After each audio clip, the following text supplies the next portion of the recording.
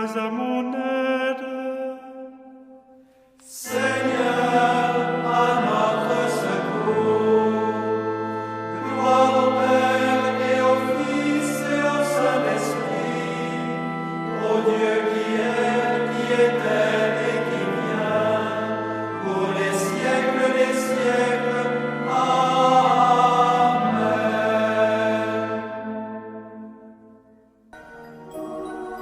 L'ange du Seigneur apporta l'annonce à Marie.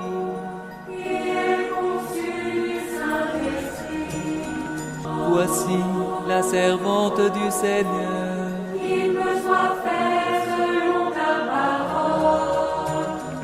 Et le Verbe s'est fait chair. Et il a habité parmi nous. Je vous salue, Marie, comblée de grâce. Le Seigneur est avec vous. Vous êtes bénie entre toutes les femmes. Et Jésus, votre enfant, est béni. Sainte Marie, Mère de Dieu, priez pour nous, pauvres pécheurs, maintenant et à l'heure de notre mort. Amen, Amen, Alléluia. Priez pour nous, Sainte Mère de Dieu. Afin que nous soyons rendus dignes des promesses du Christ.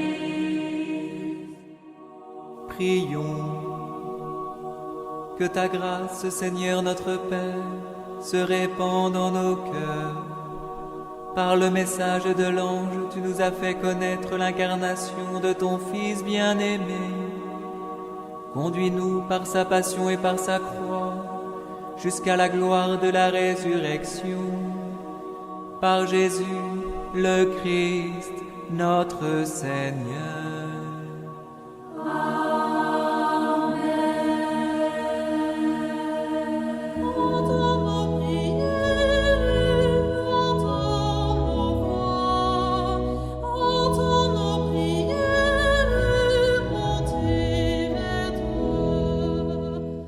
Seigneur, dans le silence de ce jour naissant, je viens te demander la paix, la sagesse, la force.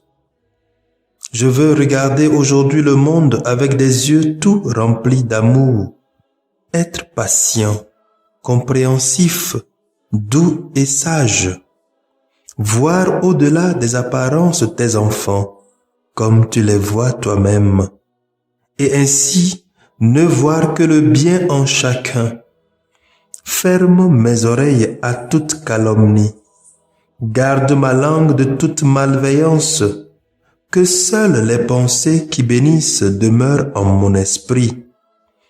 Que je sois si bienveillant et si joyeux, que tous ceux qui m'approchent sentent ta présence. Revêt-moi de ta beauté, Seigneur, pour qu'au long de ce jour, je te révèle. Amen.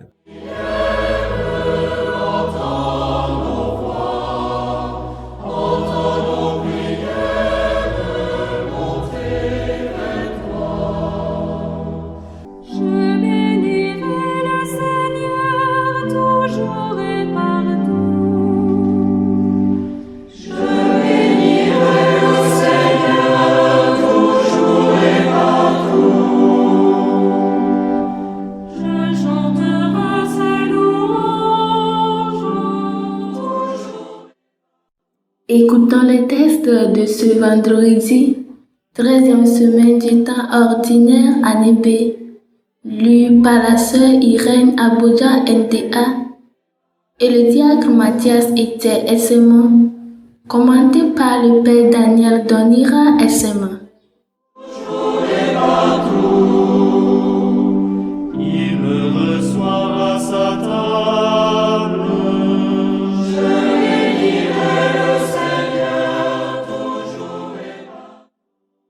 Lecture du livre de la Genèse, chapitre 23, versets 1 à 4, 19, chapitre 24, versets 1 à 8, 62 à 67. Sarah vécut 127 ans. Elle mourut à Kiria Arba, c'est-à-dire à Hébron, dans le pays de Canaan. Abraham s'y rendit pour le deuil et les lamentations. Puis il laissa le corps pour aller parler aux Hittites qui habitaient le pays. Je ne suis qu'un immigré, un hôte parmi vous. Accordez-moi d'acquérir chez vous une propriété funéraire où je pourrai enterrer cette morte. Abraham ensevelit sa femme Sarah dans la caverne du champ de Macpéla qui est en face de Mambré, c'est-à-dire à Hébron, dans le pays de Canaan. Abraham était vieux, avancé en âge, et le Seigneur l'avait béni en toutes choses.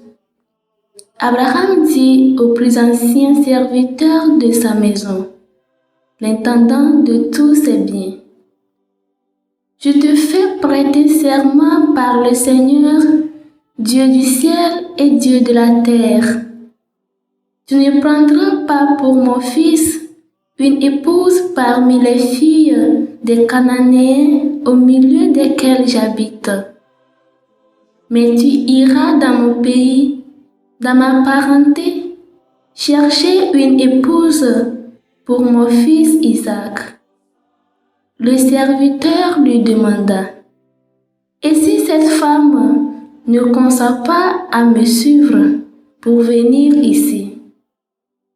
Devrais-je alors amener ton fils dans le pays d'où tu es sorti? » Abraham lui répondit, « Garde-toi d'y ramener mon fils. Le Seigneur, le Dieu du ciel, lui qui m'a pris de la maison de mon père et du pays de ma parenté, m'a déclaré avec serment, à ta descendance, je donnerai le pays que voici. C'est lui qui enverra son ange devant toi, et tu prendras là-bas une épouse pour mon fils. Si cette femme ne consent pas à te suivre, tu seras dégagé du serment que je t'impose. Mais en tout cas, tu n'y ramèneras pas mon fils. » Un jour, Isaac s'en revenait du puits de Lahaï-Roï. Il habitait alors le Négev. Il était sorti à la tombée du jour pour se promener dans la campagne. Lorsque, leva les yeux, il vit arriver des chameaux. Rebecca, levant les yeux, elle aussi vit Isaac. Elle sauta à bas de son chameau et dit au serviteur, « Quel est cet homme qui vient dans la campagne à notre rencontre? » Le serviteur répondit, « C'est mon maître. » Alors elle prit son voile et s'en couvrit. Le serviteur raconta à Isaac tout ce qu'il avait fait. Isaac introduisit Rebecca dans la tente de sa mère Sarah. Il l'épousa, elle devint sa femme et il l'aima. Et Isaac se consola de la mort de sa mère. Parole du Seigneur. Nous rendons grâce à Dieu. Il me reçoit à sa table. Je bénirai le Seigneur toujours et partout. Répétez après moi le refrain du psaume 105. Rendez grâce au Seigneur, il est bon. Rendez grâce au Seigneur, il est bon. Éternel est son amour. qui dira les hauts faits du Seigneur, qui célébrera ses louanges. Rendez grâce au Seigneur, il est bon. Heureux qui pratique la justice, qui observe le droit en tout temps. Souviens-toi de moi, Seigneur, dans ta bienveillance pour ton peuple. Rendez grâce au Seigneur, il est bon. Toi qui le sauves, visite-moi.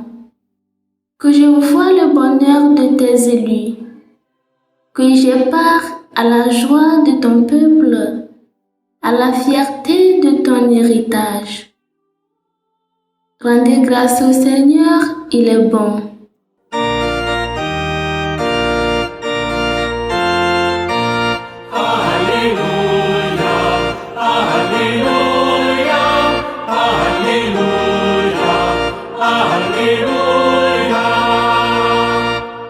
Venez à moi, vous tous qui peinez sous le poids du fardeau, dit le Seigneur, et moi, je vous procurerai le repos. Alléluia, Alléluia, Alléluia, Alléluia.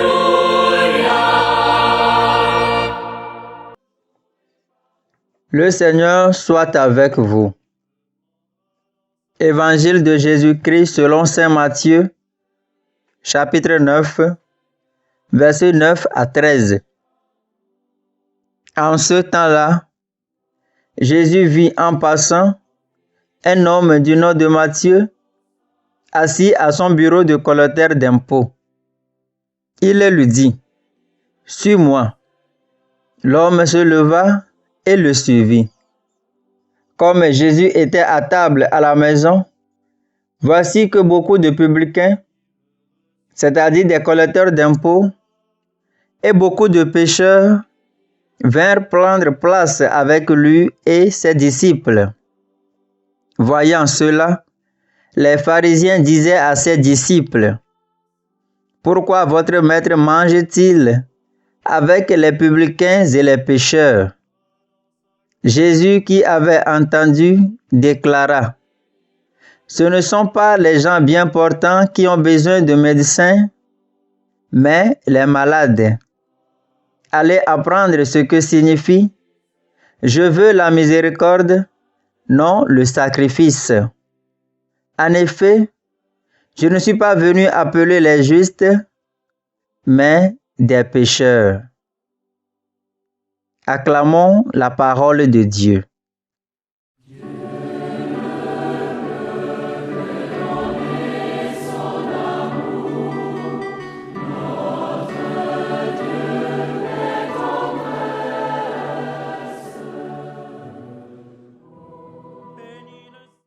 Ce ne sont pas les bien portants qui ont besoin du médecin, mais les malades.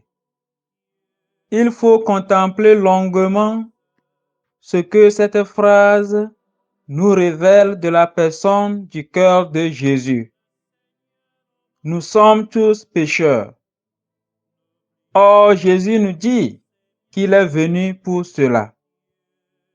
Non seulement le péché ne le rebute pas, mais il est attiré par nos misères. On se demande comment Dieu peut être présent à certains milieux spécialement dégoûtants ou méchants ou pervers, à certaines situations d'injustice. Dieu y est pour sauver, pour guérir. Tout l'Évangile nous crie qu'il faut dépasser la notion de justice quand il s'agit de Dieu et découvrir la miséricorde infinie de Dieu pour les pécheurs. C'est l'amour que je veux et non le sacrifice. Je ne suis pas venu appeler les justes, mais les pécheurs.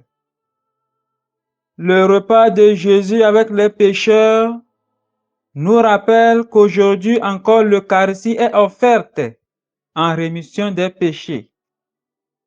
La remise en valeur des éléments pénitentiaires de la messe retrouve une tradition qui vient directement de Jésus.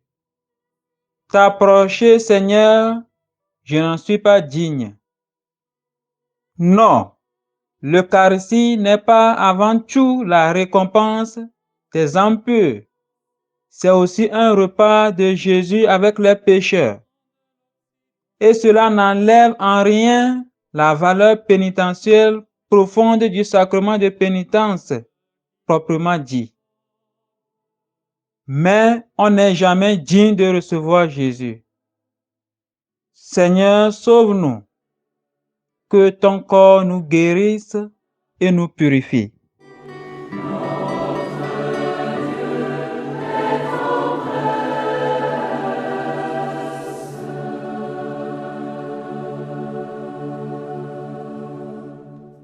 Le Seigneur soit avec vous et avec votre esprit.